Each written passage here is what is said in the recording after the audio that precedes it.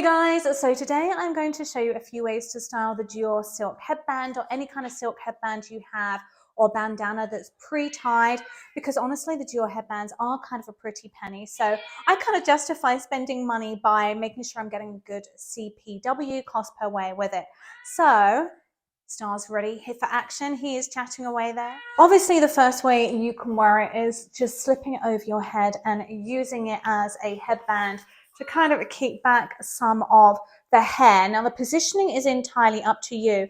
I tend to often wear mine quite far forward because I feel like I've got a big forehead. So it kind of covers it up a little bit. Leave the ears in, leave them out, whatever you want to do. I tend to wear it like this also if it's windy or my roots need covering.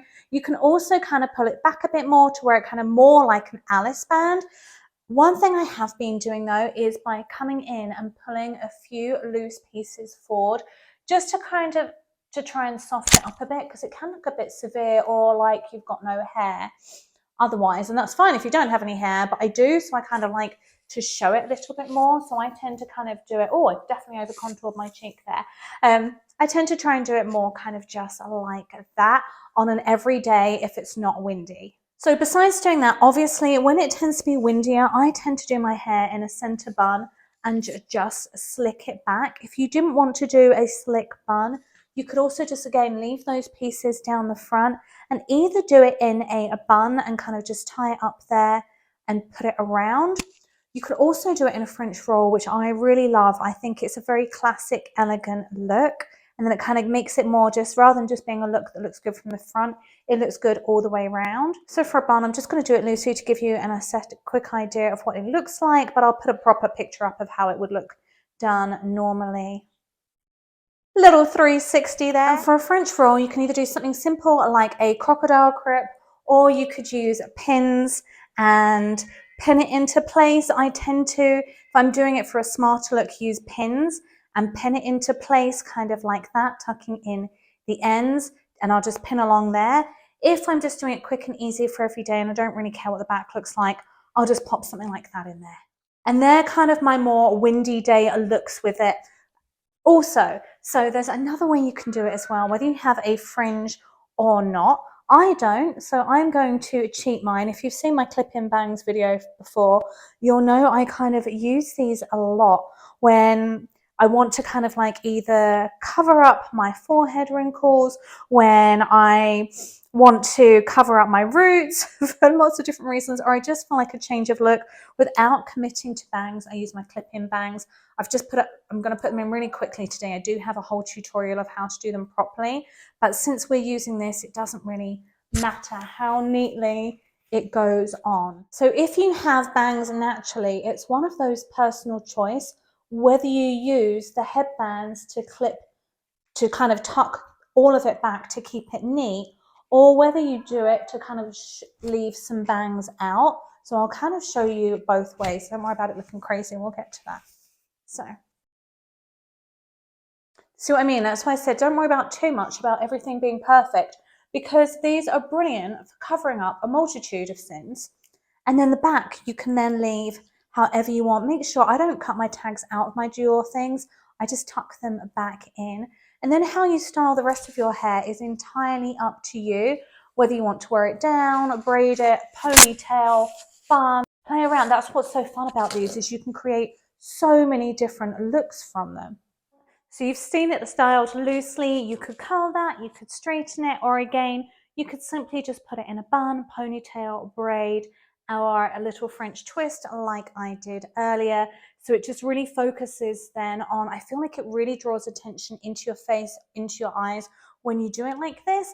And it's just a really, really quick and easy style. You saw how quickly I did that. So besides playing around with those aspects of it, I'm gonna have crazy hair now, aren't I? I have really crazy roots now as well. I'm sorry, if you're watching my Philip Kingsley videos, you know I've been trying to grow my hair back. I'm really protecting how much we color it. And also I've been traveling for 9 weeks, so there hasn't been much time. So the other thing you can do is the positioning of this, like I showed you before, but it doesn't have to go under. You can also kind of, I've seen it worn like this on some girls. I feel like it looks silly on me like this, but it can look really good. So I feel like a lot of the time it's going to come down to your face shape. So I didn't like how that was just sitting. So again, it's one of those things you can actually have fun with. play around with your hair, play around with your face shape, and see where it looks good on you. So I kind of like, I felt like I had too much ear and not enough hair. So you can just play around with that. I personally don't love this look on me, but I've seen some girls with this style at festivals and it looks so stunning on them and it looks so chic and retro. So I think it's just, you have to do you and see what makes the most sense for you and your hair shape and your hair shape, your face shape, and see where it looks good. I feel like that looks slightly better on me. So again, just play around, have fun with it. You could even do kind of like, if you wanted more of a hippie vibe, you could kind of do something or more Californian boho beach vibe. You could even just kind of like braid the sides as well. Again, so many different ways to wear this. So don't think of it as just using it like an Alice band or one and done kind of style. Think about how many different ways you can do it. And I hope this has given you some ideas of how you can wear it so you can get more use out of it. And one of the reasons I really liked it was they're also such a good way of tying a print or a color of an outfit together and making it very cohesive. Because sometimes, so I have this print, the Christian Dior Toile De Jouy in blue and white in the shoes. So then I ended up getting the twilly to be able to tie around my Lady Dior bag to tie that together. And then I just feel like this headband really just ties all of them together. So you've got something on the bottom with the shoes, something midpoint with the twilly on the bag, and then something at the top. So you're really creating kind of those three different levels with the same print. I'm not gonna put a band in the end. You'll still get an idea of what that looks like. So just so fun, right? And it's such a different way of changing up your entire style aesthetic. And headbands are huge right now. They're really, really in style for 2023 and 2024. If you're watching this at a later date, they're probably still in style. They are just such a classic. They've been around forever, from Jackie O to Gwen Stefani to Prada's most current runway shows, where they're bringing back the thick black elastic ones, to Chanel's more structured headband. Okay, so there's so many reasons I love the Christian Dior headband besides the aesthetic. So the first one being, because it's not hard, it's super soft, it's 100% silk, it doesn't hurt my head. I love the hard headbands, like the Alice band style, but I find after a few hours I get pressure points behind my ears, I get a little bit of a headache with them, and it also leaves a mark on your hair at the end of the day. So these I don't have any pressure from, they don't leave marks or dents on your hair. So if you want to take them off and change your look at the end of the day, you can. The other thing, because they're 100% silk, they don't cause friction or static on your hair. So sometimes I feel like with the elastic headbands, it pulls too tightly and creates traction on the really baby fine hairs around the front. And I'm worried, like I've tried so hard to grow my hair back, I'm worried it's causing more damage by pulling on the hair. So there's no pulling with these. They also fold up really neatly for your luggage, for your handbag, if you just want to keep something with you in case it's suddenly windy, in case you want to get your hair out of your face, whatever it is. It's just one of those really, really practical things. The other reason I love it is to tie outfits together. I think it looks really cohesive. It looks really chic. So many reasons that I think it's worth the money, because they are expensive. But I justify it because I know how much use I get and because I love it for so many different reasons. So from covering up my roots, for bad hair days, just for keeping my hair out of my face, if it's windy, if I'm on the beach, if I'm on a boat, it's just a really, really good versatile piece. I probably wouldn't use it to do my makeup or to go to the gym. I'd probably use something cheaper or a baseball cap. But for every day, I just love it. For a really stylish piece, it completely changes your look. And for me, when I change my look, it changes how I feel as well. If it's windy, I will say, or if it's slippery and you're finding it slides, there are two solutions. Either try and use like a texturizing spray on your hair or some hairspray, or use it on dirtier hair or curly hair.